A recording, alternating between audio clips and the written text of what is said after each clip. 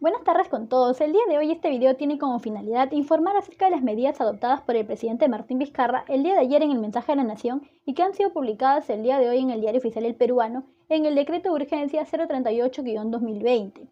Este decreto trata acerca de las medidas complementarias para mitigar los efectos económicos provocados a los trabajadores y a los empleadores en el marco del COVID-19 o también llamado coronavirus.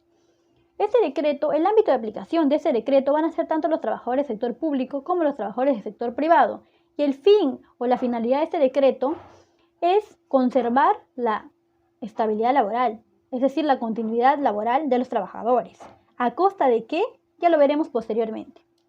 La norma indica que los empleadores que no puedan implementar el trabajo remoto pueden adoptar otras medidas dentro del marco de la ley, conservando el vínculo laboral. También nos indica que excepcionalmente los empleadores podrán disponer la suspensión perfecta de labores enviando vía remoto una comunicación a la autoridad administrativa de trabajo con carácter de declaración jurada, lo que va a ser verificado o va a ser inspeccionado posterior a los 30 días hábiles de culminada la emergencia sanitaria. ¿Qué es una suspensión perfecta? Esto lo tenemos regulado en el artículo 11 de la Ley de Productividad y Competitividad Laboral, el Decreto Supremo número 003-97-TR, que indica: se suspende el contrato de trabajo cuando cesa temporalmente la obligación del trabajador de prestar servicio y la del empleador de pagar la remuneración, sin que desaparezca el vínculo laboral. Indica que la Autoridad Administrativa de Trabajo va a expedir una resolución dentro de los 7 días hábiles de efectuada la verificación, aprobando o desaprobando dicha medida, y de no haber expedido dicha resolución, se tomará como un silencio administrativo positivo, es decir, como la aprobación de esta medida de suspensión perfecta.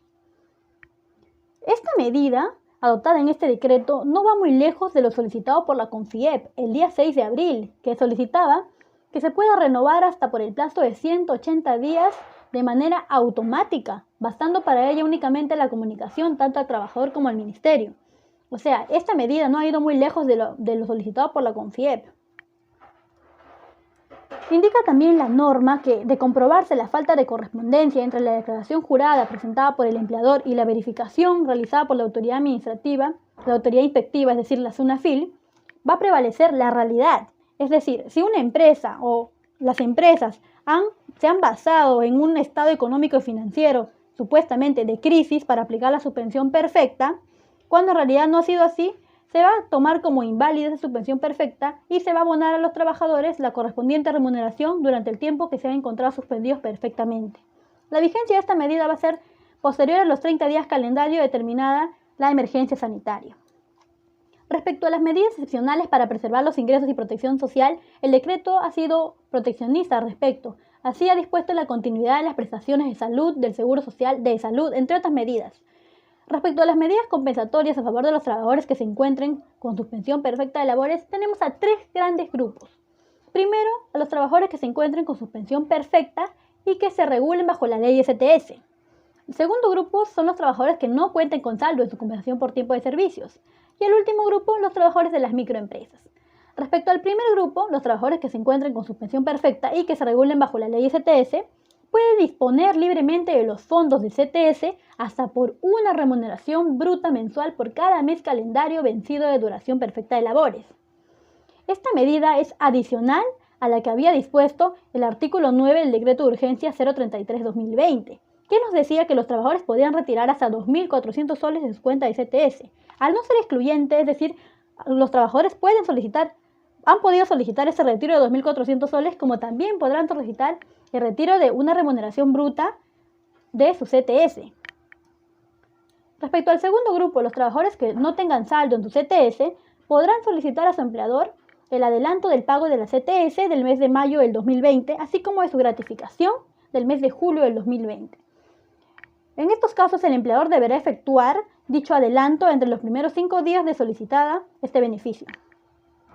Respecto al tercer grupo, los trabajadores de las microempresas, la norma da un límite cuantitativo.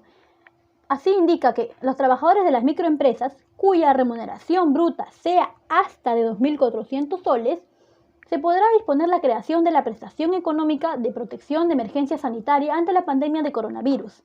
Esta prestación económica va a ser efectuada por el Seguro Social de Salud hasta por un monto máximo de 760 soles por cada mes calendario vencido que dure la suspensión perfecta de labores, hasta por un periodo de 3 meses.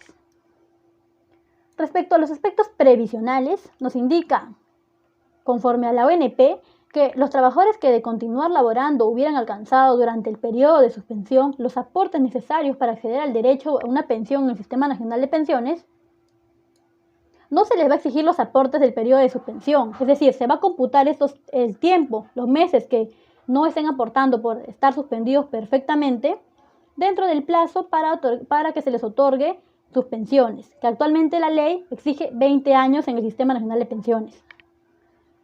Respecto al retiro extraordinario del Fondo de Pensiones, tenemos a 3 grupos. El primero, los trabajadores que se encuentren con suspensión perfecta. Estos trabajadores podrán retirar hasta 2.000 soles de sus cuentas de AFP.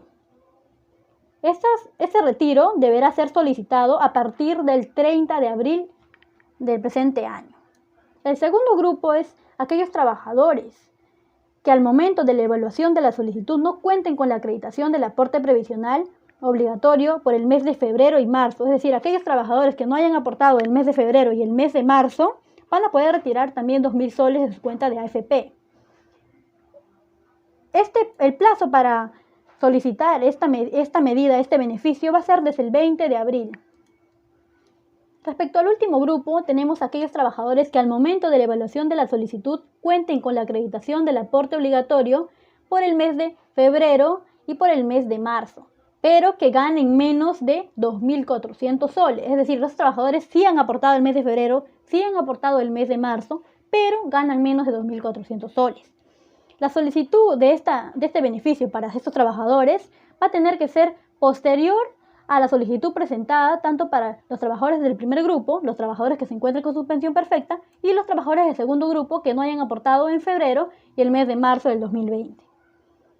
Respecto a facilidades para el cumplimiento del depósito de la CTS, el decreto ha sorprendido un poco, o quizá no mucho, cuando ha indicado que se va a poder postergar el depósito de la CTS del mes de mayo del 2020 hasta el mes de noviembre del presente año, con la excepción de los siguientes casos. Aquellos trabajadores cuya remuneración bruta sea menor o hasta 2.400 soles. Es decir, estos trabajadores no se les va a poder postergar el depósito de su CTS. El otro grupo es para los trabajadores que se encuentren bajo una suspensión perfecta de labores. Es decir, los trabajadores que se encuentren suspendidos perfectamente tampoco va a poder postergárseles la entrega de su CTS. Vemos que el pedido de la CONFIEP hace unos días fue que se solicite, que se faculte la postergación del pago del CTS de mayo hasta noviembre. Vemos que el gobierno ha tomado en cuenta el pedido de la CONFIEP. Claro que ha señalado algunas excepciones, pero en grandes rasgos ha tomado en cuenta el pedido de la CONFIEP. La vigencia del presente decreto de urgencia que acabo de explicar va a ser hasta que dure el estado de emergencia. Entonces, ¿qué es lo que podemos señalar respecto a este decreto de urgencia? Que algunos pedidos de la CONFIEP han sido tomados en cuenta, que los costos y cargas laborales han sido asumidas netamente por los trabajadores. Nos preguntamos, ¿dónde ha quedado las facilidades que se le ha entregado en días anteriores por decretos anteriores a las empresas para que los trabajadores puedan seguir laborando? ¿Dónde ha quedado ese beneficio para ellos? ¿Tienen solo los trabajadores que asumir este costo? Eso tenemos que preguntarnos y ser críticos al respecto. Eso es todo el día de hoy. Gracias a todos, espero haberles ayudado. Hasta luego.